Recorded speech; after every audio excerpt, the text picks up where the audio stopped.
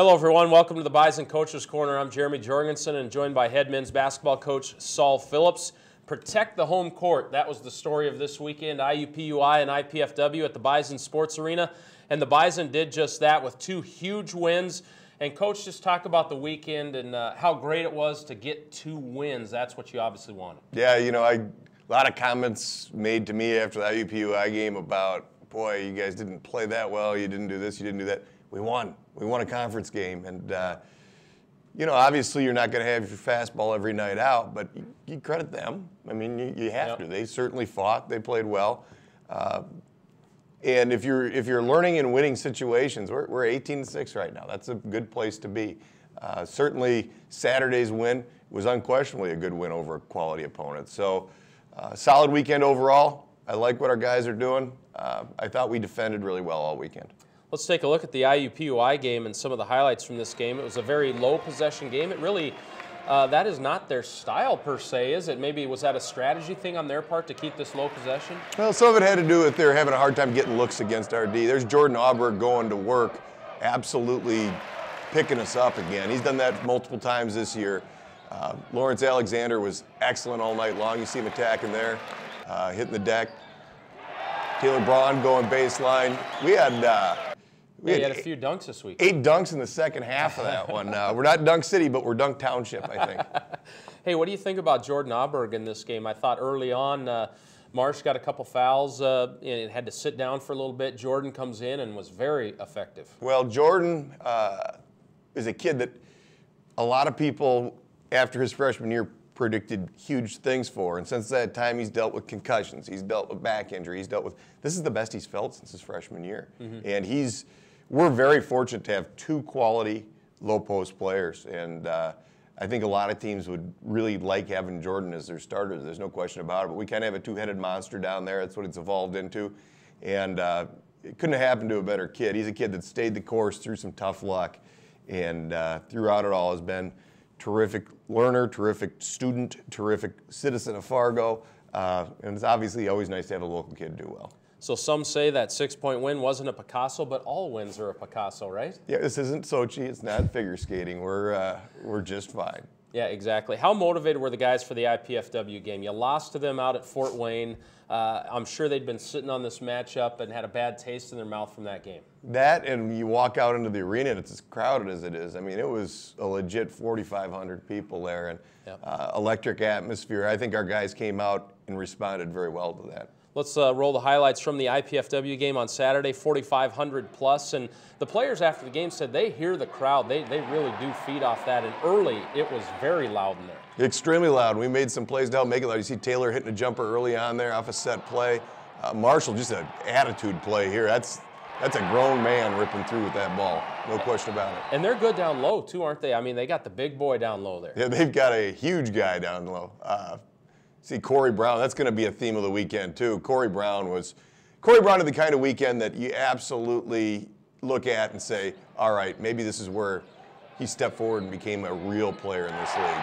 So you didn't hit a 3 on Thursday, but that story ended real quickly in this game. You shot it well. Yeah, Taylor came out early and threw one up, went in, and again, dunks are high percentage shots. You know, the crowd's like him for a lot. That's a really tough shot by Forbes there, by the way. He leaned back, put some spin on that thing, but yeah, fans like dunks because they look good. I like them because you hit a large percentage of them. There's Taylor Braun throwing one up at the end of the shot clock, and not everybody can make a play like that. His length allows him to do some things other people can't do. LA getting into the paint, dunk for Chris Kading. That was getting pretty late in the game there too. LA makes a play, gets into the paint, good solid pivot, good pass, bucket. You know, Trayvon has highlight plays, but this is Corey Brown finishing. Corey's not just a defender anymore, is he? Corey does a lot of things for us, and really that was fun there. It looked pretty good from the other side too. He just kind of rose up over top. That was Trayvon there, but you know who gave the assist on that one?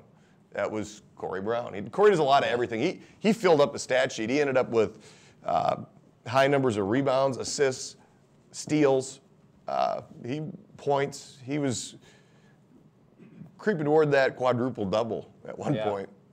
You know, this game did a great thing for you in the fact that you avoid the sweep against IPFW, which you really can't do. Now it puts you in good position with that split with them now and with the rest of the schedule shaping up the way it does, you're in a good spot. Well, what it does is if you do happen to drop one on the road, we play those other teams with 3 losses behind us head-to-head, so you can always make up for that.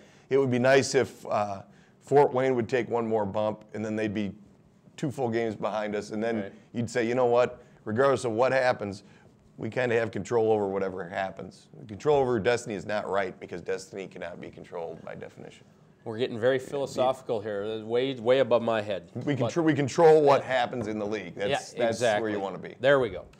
This weekend now is that odd weekend where you play a very low possession team, then you play a run and gun team like Omaha. First up is Western, Jim Molinari, a great, well-coached team. They're very young this year though, but you know, that is always a tough matchup, especially at their place. They are very difficult to beat on their home court. They don't beat themselves. They play really solid defense. They grind you up offensively for a good chunk of the shot clock, and it's always a concern going down to that building. It always is. And Mo has got my respect as much as any coach in this league in terms of how he coaches, what he does.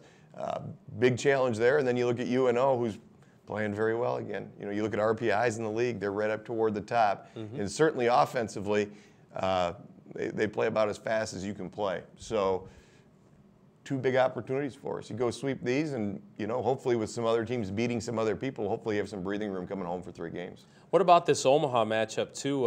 You've just owned them every time at Omaha, at NDSU, but the rest of the league has really struggled with them. It's a good matchup for the Bison, isn't it? Basketball is a funny game. It is. I mean, you watch our games versus Omaha, and they've had some rough stretches that they haven't had against other teams. Does that have everything to do with us? Well, maybe it has something to do with how we play, but it also has something to do with just luck of the draw. It does work that way.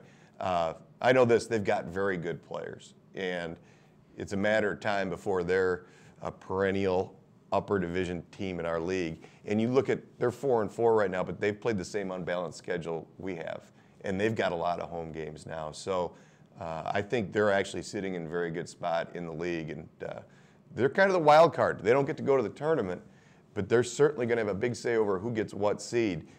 When we don't play them, I cheer for them every game because they can't take a higher seed than us. So exactly. We got to take care of business on the road this weekend. We've really got a chance to make this thing slant in our favor with the schedule at home. Talk about the excitement that's building too. You're getting interviewed by national media members, ESPN, Myron Metcalf, and Iman Brennan, and also just the league, the way it's shaping up. South Dakota State appears to be back on track. Denver and both those teams still have to come to the BSA. Some big crowds coming. We're starting to head to March here. This is getting real interesting. We're higher in the RPI than we've ever been at this time of the year. In fact, I think we're as high as any team in the Summit's been in a while this time of the year. So with that comes national exposure. Excuse me. Yep. It's fun. You know what? We don't play for that reason, but it's nice to be acknowledged for the good things you're doing. Yeah, and then the last few games in the BSA here, too. There's only 3 games left, so come out and enjoy this team when they come back. It's road games this week, though. 790 KFGO with Scott Miller on the call for both of those games. Have a great road trip, Saul, and we will talk to you next week. All right, Jeremy. All right, have a great week, everyone, and we'll recap Western Illinois and Omaha next week. Have a good one.